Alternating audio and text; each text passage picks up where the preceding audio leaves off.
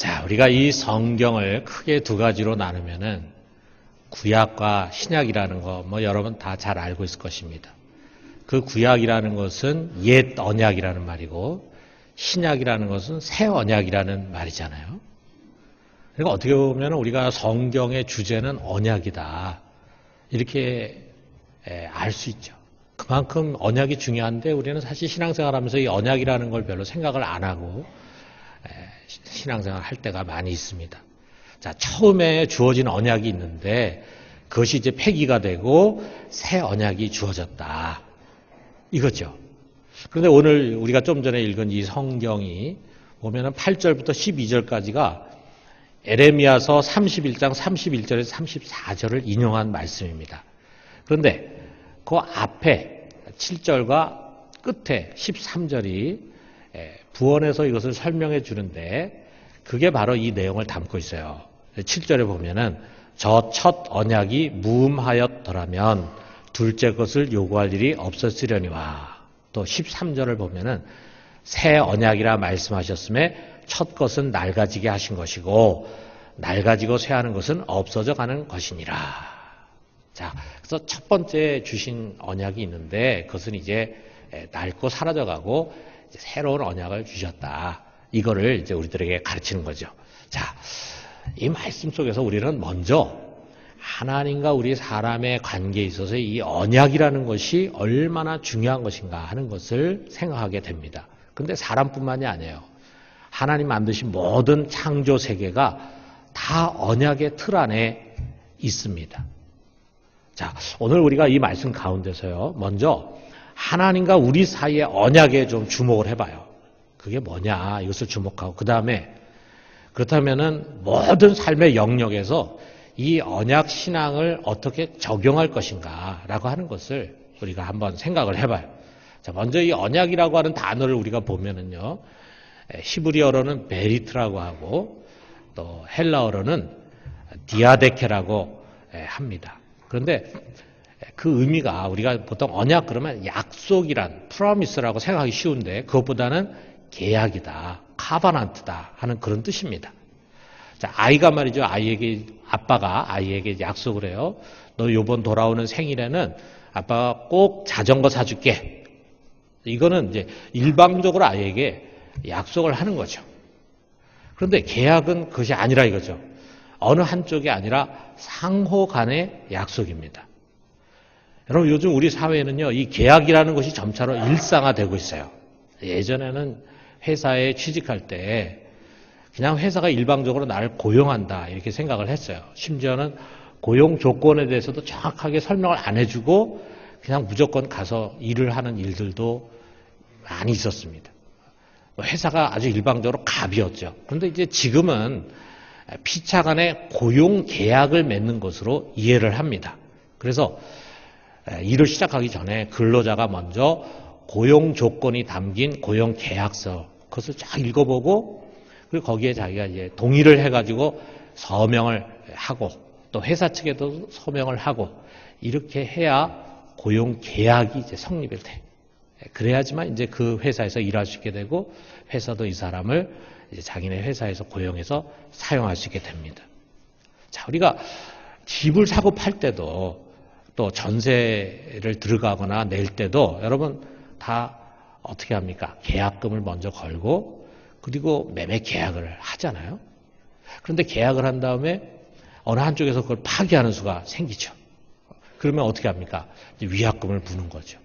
그래서 계약금 건 거를 다 잃어버리게 되기도 하고 만약에 집주인이 마음이 달라져 버리면은 계약금을 돌려주면서 그것에 배가 되는 돈을 또 더불어서 돌려줘야 된다 이 말이에요. 자, 우리가 그런 큰 돈은 아니더라도 여행 예약을 한 다음에 임박해가지고 그걸 취소하게 되면은 이제 위약금을 이제 물게 되지 않습니까? 자, 서양에서는 오래 전부터 익숙해 있던 이 계약 문화에 이제 우리도 점점 익숙해지게 되는 거예요. 우리도 점점 이제 모든 분야의 선진화가 돼가는 거죠. 자, 그런데 그런 다양한 계약의 역사는 하나님에게서 시작이 되는 겁니다.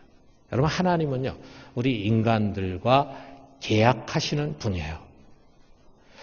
아담과도 계약을 하셨어요. 또 노아와도 계약을 하셨습니다. 그리고 우리가 잘 아는 것처럼 아브라함을 불러서 가나안으로 가게 하시면서 그와 계약을 하십니다. 자, 성경에 보면 이렇게 하나님이 여러 사람과 계약을 맺는 그런 장면들이 소개가 되는데, 우리가 보통 성경에서 말하는 옛 언약, 첫 언약이라고 하는 것은 누구와 맺은 계약이냐? 그것은 이스라엘과 맺은 계약이라 이거죠. 이게 9절 상반절이 그걸 설명하는데, 또 주께서 이르시기를 이 언약은 이제 새 언약을 가리키는 거예요.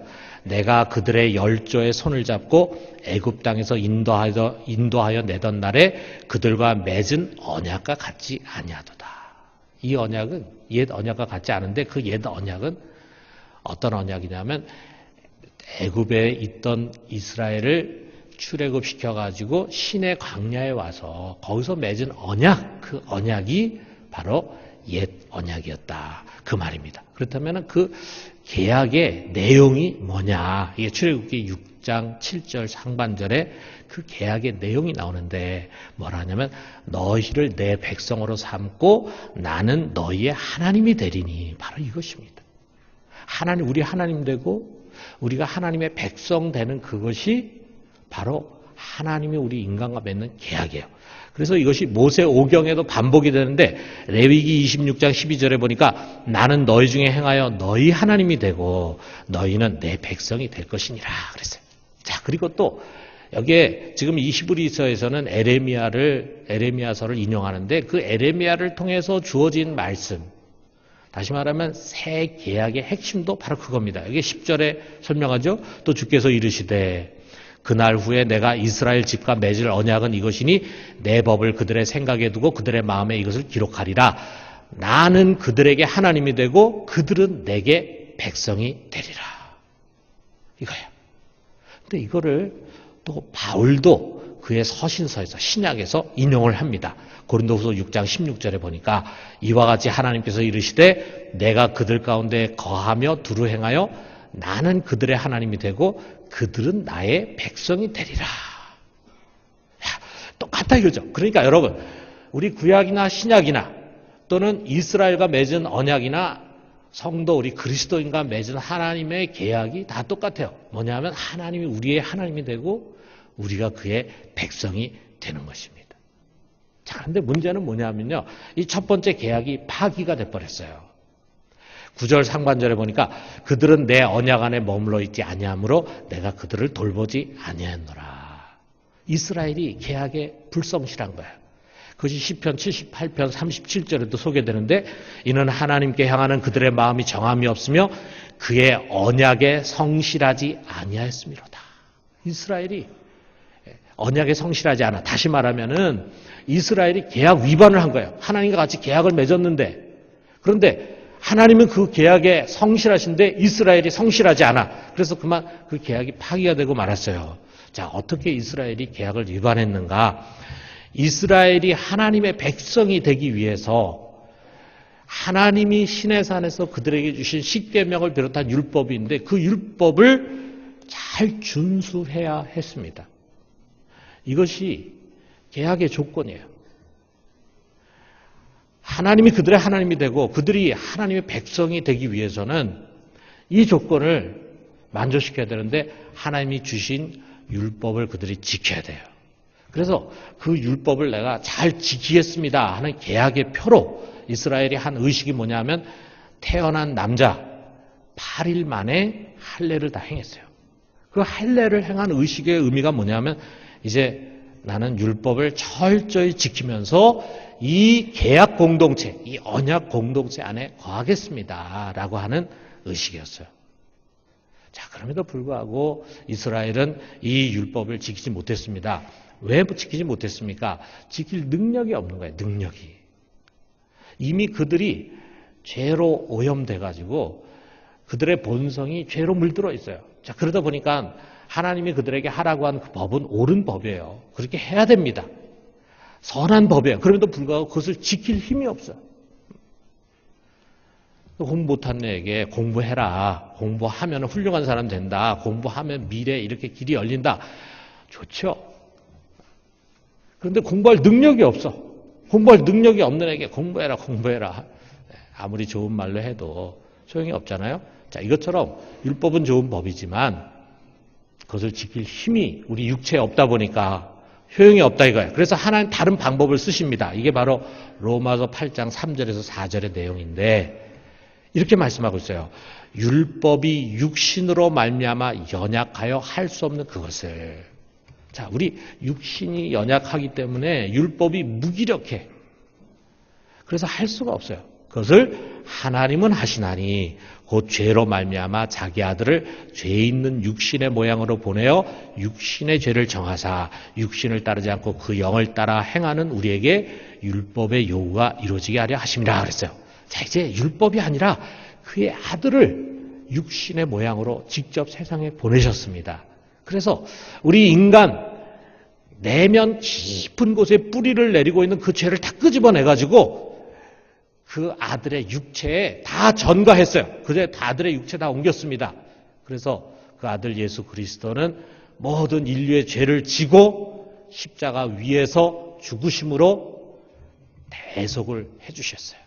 그것을 통해서 우리의 모든 죄를 다 도말하셨습니다. 다 없애주셨어요. 그러면서 하나님이 이제 우리와 새로운 계약을 세우십니다. 그 계약의 조건이 되는 세 가지 핵심을 우리에게 가르쳐 주는데 그것이 뭐냐? 자, 오늘 우리가 읽은 성경 속에 세 가지가 나오는데 첫째는 뭐냐면 이제 하나님이 그의 법을 돌판에 새겨서 주는 것이 아니라 우리 마음에 기록을 해 주신다. 자, 10절에 보니까 또 주께서 이르시되 그날 후에 내가 이스라엘 집과 맺을 언약은 이것이니 내 법을 그들의 생각에 두고 그들의 마음에 이것을 기록하리라. 우리 마음에 기록해서 우리가 그것을 잘 지킬 수 있도록 우리를 변화시켜 주시겠다. 이것을 위해서 먼저 우리 속에 그의 영, 성령을 부어주셨습니다. 자, 에스겔서 11장 19절에서 20절 역시 바로 이 새 언약에 관한 말씀인데 이렇게 말씀하고 있어요. 내가 그들에게 한 마음을 주고 그 속에 새 영을 주며 그 몸에서 돌 같은 마음을 제거하고 살처럼 부드러운 마음을 주어 내 율례를 따르며 내 규례를 지켜 행하게 하리니 그들은 내 백성이 되고 나는 그들의 하나님이 되리라. 이제는 그들이 내 법을 잘 지킬 수 있도록 그들의 마음을 변화시켜 주겠다. 이거예요. 그리고 둘째는 뭐냐면 하나님을 알게 해주셨어요. 여기 11절에 보니까 또 각각 자기 나라 사람과 각각 자기 형제를 가르쳐 이르기를 주를 알라 하지 아니할 것은 그들이 작은 자로부터 큰 자까지 다 나를 알미라. 너 좀 하나님 좀 알아가라. 이런 이야기를 할 필요가 없는 것이 스스로 그것을 학습해 갈 능력이 있다 이거죠. 어떻게 그게 가능합니까? 바로 그들 속에 임한 성령이 각 사람 속에 임한 성령이 우리 각 사람을 진리 가운데로 인도하는 진리의 영이라 이거예요. 우리의 참된 선생이 되는 거예요. 그래서 요한일서 2장 27절에 이렇게 말합니다. 너희는 주께 받은 바 기름 부음이 너희 안에 거하나니 아무도 너희를 가르칠 필요가 없고 오직 그의 기름 부음이 모든 것을 너희에게 가르치며 또 참되고 거짓이 없으니 너희를 가르치신 그대로 주 안에 거하라. 그의 기름 부음, 성령이 이제 우리를 직접 가르치신다 이거죠. 하나님의 깊은 곳까지도 통달하시는 그 성령이 여러분 각 사람 속에서 우리 각 사람을 진리 가운데로 인도를 하시는 것입니다. 마지막 세 번째로는요. 우리의 죄를 기억하지 않는다 이렇게 말씀하세요. 12절에 보니까 내가 그들의 불의를 긍휼히 여기고 그들의 죄를 다시 기억하지 아니하리라 하셨느니라. 그래서 뭐냐면 완전한 속죄예요. 구약에서는 한번 제사를 드려도 그 다음에 또 죄를 지으면 그 죄 때문에 또다시 제사를 드리고 또다시 제사를 드리고 이렇게 반복해야 됐는데 이제 예수 그리스도께서 십자가 위에서 자기의 몸으로 완전한 제사를 드렸어요. 그래서 그 제사로 말미암아 죄가 단번에 영원히 사해졌습니다. 여러분의 과거와 현재와 미래 모든 죄값을 예수님 다 치르셨어요. 영원히 사하게 된 것입니다. 자, 그래서 여러분 하나님이 이제 새롭게 우리와 계약을 맺게 됐는데 그 계약을 이제는 우리가 얼마든지 준수할 수 있도록 하나님께서 모든 것을 다 이루셨어요. 그 계약은 구약과 신약 망라하고 그가 우리 하나님 되고 우리가 그의 백성이 된다라고 하는 거예요. 그런데 옛 언약에서 그것을 유지하기 위해서는 그 조건이 뭐였냐면 그들의 행위였습니다. 행위. 그들이 율법을 철저히 지키고 의롭게 살아야지만 그들은 하나님의 백성으로 남을 수 있었어요. 그런데 이 새 언약은 다르다 이거죠. 하나님 모든 걸 다 하셨습니다. 그 아들을 보내셔서 먼저 우리 죄를 다 깨끗이 씻으시고 성령을 부어주셔서 하나님을 알게 하시고 그리고 우리의 마음을 변화시켜서 그의 계명을 지킬 수 있게 만들어 주셨어요. 그렇기 때문에 은혜라 이거죠. 은혜. 새 언약은 바로 은혜의 언약입니다. 그렇다면은 이 새 언약, 은혜의 언약의 조건이 무엇인가? 다른 거 아무것도 없습니다. 믿음의 믿음.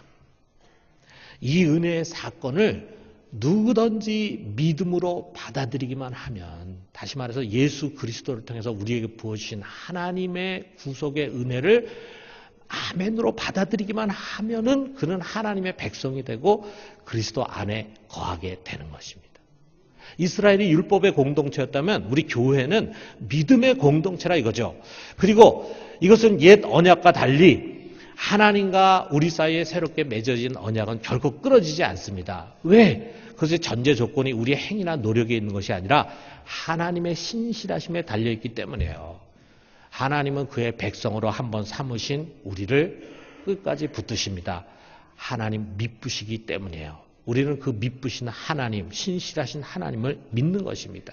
그리고 그분을 믿는 한 우리는 그가 끝까지 책임지시는 그의 백성이고 그의 양이 되는 것입니다.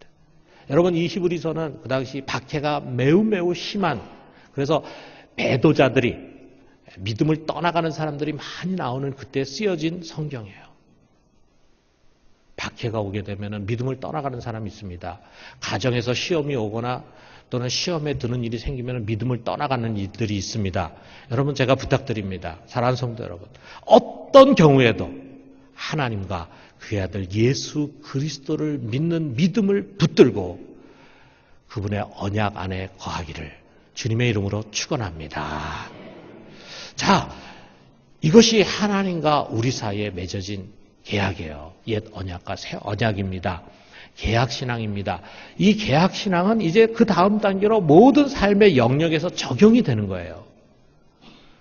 여러분, 이 히브리서에서 에레미야 31장의 내용을 인용하고 있는데 그 중에 빠진 것이 있어요. 이게 31절부터 34절을 인용하는데 32절에 이 내용이 인용할 때 빠졌어요. 거기에 뭐라고 되어 있냐면 내가 그들의 남편이 되었어도 그들이 내 언약을 깨뜨렸습니다. 하나님은 그 언약을 마치 결혼 서약처럼 여기시는 거예요. 마치 하나님이 우리에게 장가 들어가지고 우리를 신부로 생각해. 그런데 결혼하는 데는 서약이 있어야 되잖아요. 그래서 그렇게 서약을 했는데 이스라엘이 그 서약을 배반했다 이거죠. 자, 여러분, 우리 하나님께서 이 세상 우리 인간을 창조하시고 최초로 세운 공동체가 뭐냐면 가정 공동체입니다. 그런데 그 가정 공동체가 시작되기 위해서는 결혼식이 있잖아요. 그런데 그 결혼식이 지금도 이제 계속 있지만 여러분, 결혼식을 우리가 가만히 생각해 보면은 결혼식의 형식은 굉장히 달라요. 그런데 어떤 결혼식이든지 꼭 하는 게 있습니다. 그게 뭐죠, 여러분? 서약을 꼭 하는 서약. 여러분 결혼하면서 다 서약하셨을 거야. 가정이라는 것, 이 가정이라는 것은 죽을 때까지 서로에게 충실하겠다고 하는 남편과 아내의 계약 위에 세워지는 거예요. 그 계약이 깨지면은 이혼하는 거죠. 우리 죽을 때까지 결혼식에서 한 그 계약을 충실하게 지켜야 합니다. 여러분, 하나님이 허락하신 국가도 마찬가지예요. 주권을 가진 국민이 권력자를 선출해가지고 이제 그에게 우리를 다스리십시오 하는 통치권을 위임을 합니다. 그것은 국민과 주권자 간의 상호 간의 암묵적인 계약에 근거하는 것이라 이거예요. 무엇보다도 우리 그리스도의 몸된 교회는 이 계약신앙에 근거한 공동체예요. 교회는 다른 것이 아닙니다. 예수를 믿음으로 하나님의 백성이 된 자들의 공동체예요. 그 지체 각 사람이 하나님과 계약관계에 있습니다. 동시에 우리 모두는 이 공동체와 계약관계에 있기도 한 것입니다. 그럼 과거에 예수님보다 조금 더 이른 시대에 이스라엘에 이 쿰란파라는 게 있었어요. 여러분 이제 성지 순례 이렇게 여행을 가면은 사해 근처에 그 쿰란 공동체가 있었던 그들의 박물관이나 이런 것들을 이제 보게 됩니다. 그런데 이 사해 근처의 광야에서 공동생활을 했는데 이 쿰란 공동체에 아무나 회원이 될 수 있는 게 아니에요. 거기에 회원이 되려면은 굉장히 절차가 까다롭습니다. 먼저 일정 기간 동안 공동체 생활하는데 그 공동체 생활이 참 어려운 생활이었어요. 그들이 아주 노동을 많이 했습니다. 그리고 아주 엄격한 규율을 가지고 생활했어요. 이런 일정한 공동체 생활 기간이 지나간 다음에 이제 자격이 인정이 될 때 그들이 입교를 하게 돼요. 입교의식을 갖습니다. 그들은 이것을 다마스커스 땅으로 들어가는 새 계약이다. 이 다마스커스 땅이라는 것은 쿰란 공동체를 의미하는 말인데 이제 다마스커스 땅으로 들어가는 새 계약이다 표현했어요. 자, 입교를 하면서 그들은 제일 먼저 자기 사유재산을 다 포기했습니다. 그러면서 이제 공동체 규율을 철저히 따를 것을 서약합니다. 그러면서 받는 의식이 바로 세례였어요. 세례. 구약에는 세례라는 의식이 없는데 우리가 이 중간기에 이 세례라고 하는 의식이 생겨납니다. 그래서 이 쿰란 공동체나 또는 SNF에서 이뤘던 세례를 세례 요한이 베풀게 되고 그것이 이제 우리 또 기독교로 자연스럽게 넘어오게 되는 거죠. 자, 이것을 통해서 이제 그 사람은 이 쿰란 공동체의 멤버가 되는 것입니다. 여러분, 오늘날 이 교회는요, 이 언약 공동체라고 하는 의미를 너무 간과하고 있어요. 누군가 교회 지체가 된다는 게 단순한 일입니까? 아니잖아요. 이 언약 공동체 안에 들어오는 건데. 그런데 어쩌면 우리나라에서 교회 회원이 되는 것이 세상에 무슨 클럽에 가입하거나 취미 단체에 들어가면 더 쉬워요. 그러다 보니까 교회 정체성이 훼손이 돼요. 그리고 공동체성이 약화돼요. 심지어는 아주 이단이 손쉽게 교회 안에 침투해가지고 교회에 어려움을 줄 수가 있습니다. 독일에서 제가 겪었던 경험을 제가 이제 다시 이야기하고 싶어요. 옛날에도 말했지만 이제 이걸 다시 한번 이야기할 시점이라고 생각합니다. 제가 이제 독일에 가가지고 한 8년 7개월 정도 목회하면서 그리고 이제 공부를 했는데 뒷부분으로 가니까 논문에 좀 더 집중을 이제 하게 돼요. 그러다 보니까 목양을 제대로 하기가 힘들어. 그래서 제가 너무 교인들에게 미안해가지고 제가 이제 사임을 했습니다. 그러고 난 다음에 이제 우리 교회, 우리 가족들은 이제, 교회가 없어졌잖아요. 교회를 나가야 되는데 독일에서 앞으로 얼마나 더 있게 될지 모르지만 한 주일에도 우리는 예배를 빠지면 안 된다. 그래가지고 우리가 몸을 담게 될 독일 교회를 찾았습니다. 우리와 좀 신앙을 공유할 수 있는 그런 교회를 찾게 됐는데 마침 OM 단체, 선교단체 출신의 목사님이 목회하고 있는 아주 복음적인 교단의 교회가 있었어요. 그래서 거기 갔는데 매주일 우리가 가서 보니까 한 50명 정도 되는 사람들이 예배를 드리고 있는 아주 작은 교회였습니다. 근데 우리가 거기 가가지고 한 3번 정도 예배를 드리니까 은혜스럽고 참 좋아요. 사람들도 친절하고. 그래서 우리 가족들이 이제 회의를 했습니다. 우리가 이 교회에 이제 등록을 하고 교회 회원이 되자 이렇게 생각을 해가지고 거기에 있는 장로에게 우리가 등록하겠다 얘기를 했어요.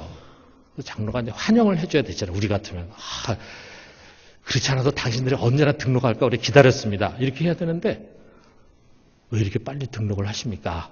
이렇게 의아하면서 반문하는 거예요. 그래서 저희는 우리 한국 교회는 방문한 첫 주일에 교회 등록하기도 합니다. 그랬더니 더 놀라는 거예요. 그러면서 자신들은 등록을 그렇게 쉽게 받지 않는다. 그러면서 먼저 우리가 대화를 하기 위해서 집을 한번 방문했으면 좋겠다. 그러는 거예요. 그래서 방문 약속을 잡았습니다. 그래서 목사님하고 장로님이 이제 우리에게 신방을 왔어요. 와가지고는 이제 이야기를 나누는데 이분들이 알고 싶은 게 뭐냐면, 자, 우리가 한 3주, 이게 동양 사람이 갑자기 독일 교회에 왔는데, 보니까 같이 예배도 드리고 찬송도 하고 하니까 신앙이 있는 것 같은데, 과연 이 사람들이 자기네 교회 회원이 될 자격이 있는가? 이걸 알고 싶은 거예요. 그래서 제일 먼저 뭘 묻냐면, 우리들의 신앙 간증을 듣고 싶고, 신앙 고백을 듣고 싶대요. 나한테 간증하라. 어떻게 예수를 믿겠는지 간증하라. 그래서 제가, 속으로 생각했습니다. 제가 이 교회 가서 얘기했거든요. 잠깐 소개할 때. 내가 요 바로 옆에 도르트문트라고 하는 도시의 한인교회에서 9년 가까이 목회를 했다. 그 교회는 이 교회보다 2배로 큰 교회다. 이런 얘기를 이제 했거든요. 그런데 저한테 제가 목사라는 거 아는데도 신앙 간증을 하라는 거예요. 그래가지고 저부터 시작해가지고 우리 집사람, 우리 아이 모두가 어떻게 예수를 믿게 되고 예수를 누구라고 나는 믿고 고백합니다. 꼭 새신자처럼 그렇게 다 이야기를 했습니다.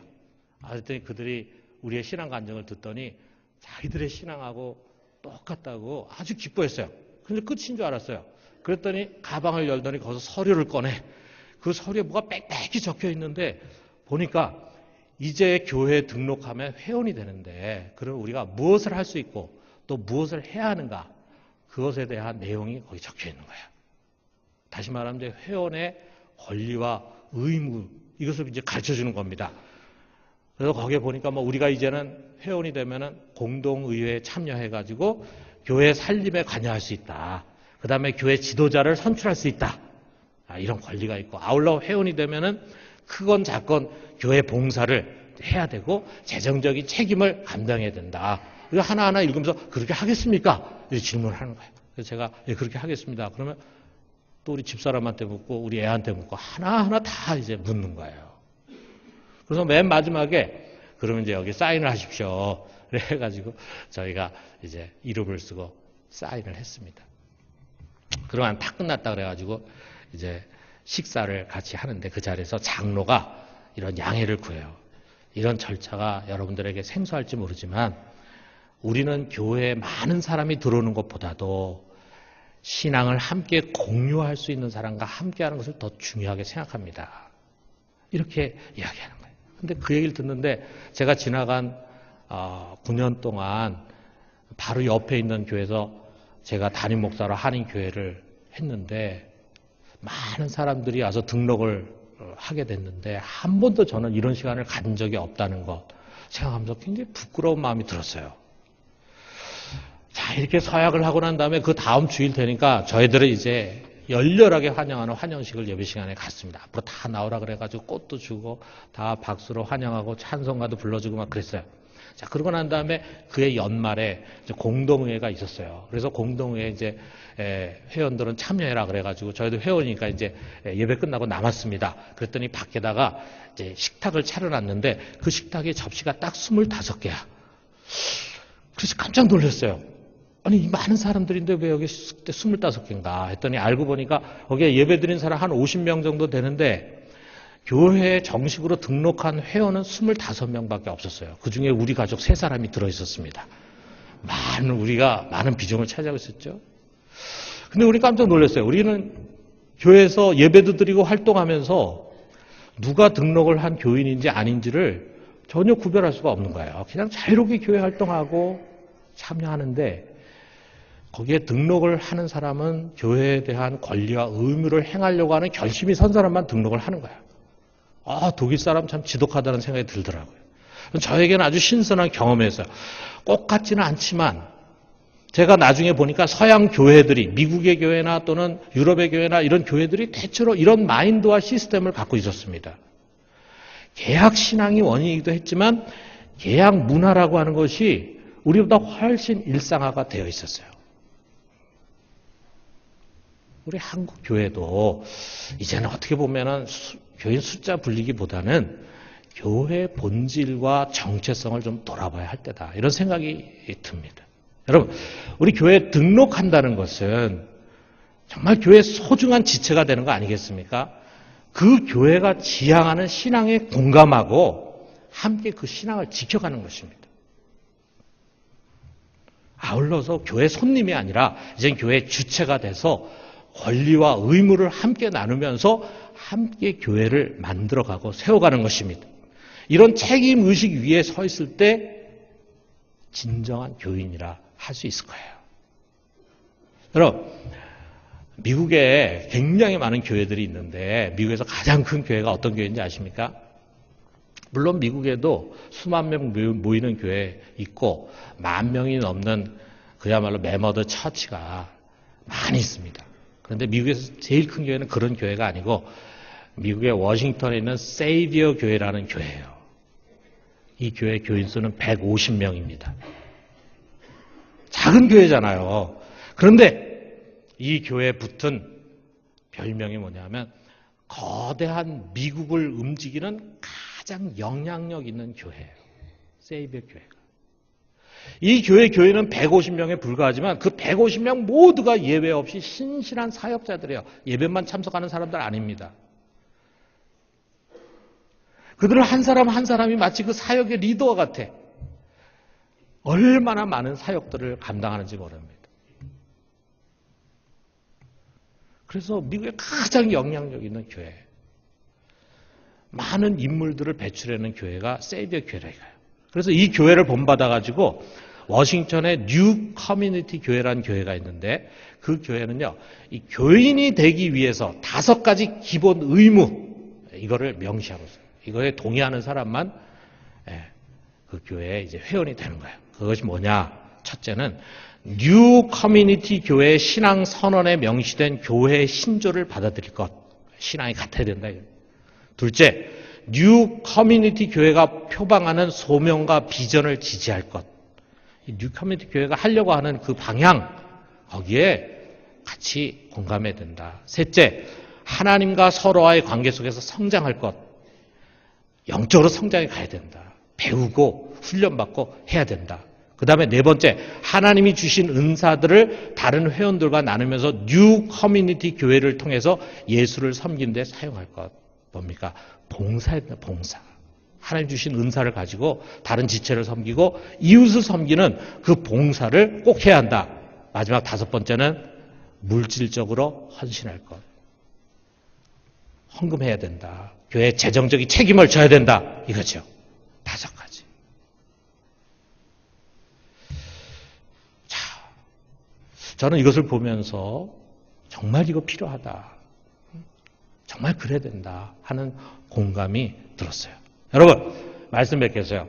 우리 하나님은 계약의 하나님이십니다. 계약을 맺으실 뿐 아니라 그 계약을 신실하게 지키시는 미쁘신 하나님이십니다.